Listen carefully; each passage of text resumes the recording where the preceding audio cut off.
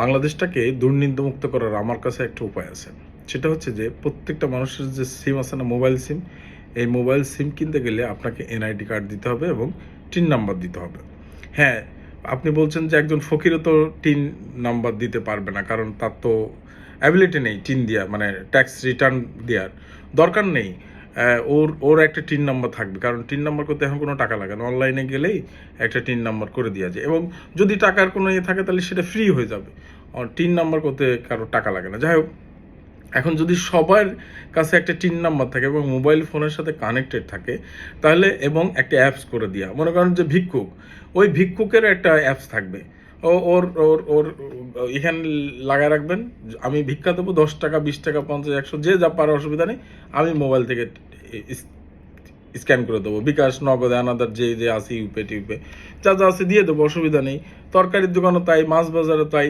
আপনি টাকা, কোনো ক্যাশ টাকা লেনদেন করতে পারবেন না, আপনাকে কার্ড ইউজ করতে হবে, চেক ইউজ করতে হবে, বা অ্যাপস ইউজ করতে হবে।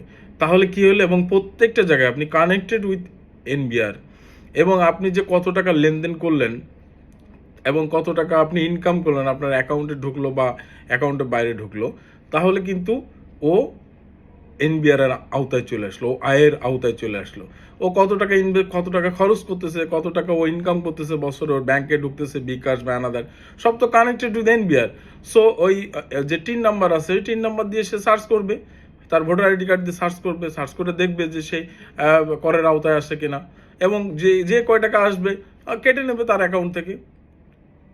এইটাই নিয়ম হওয়া উচিত, তাহলে দেখবেন যে দুর্নীতি শেষ হয়ে গেছে। এবং আরও একটা জিনিস, যদি কেউ বাংলাদেশের কোনো টাকা মানি লন্ডারিং করে, অবৈধভাবে বিদেশে পাচার করে, ওর ফাঁসি হওয়া উচিত।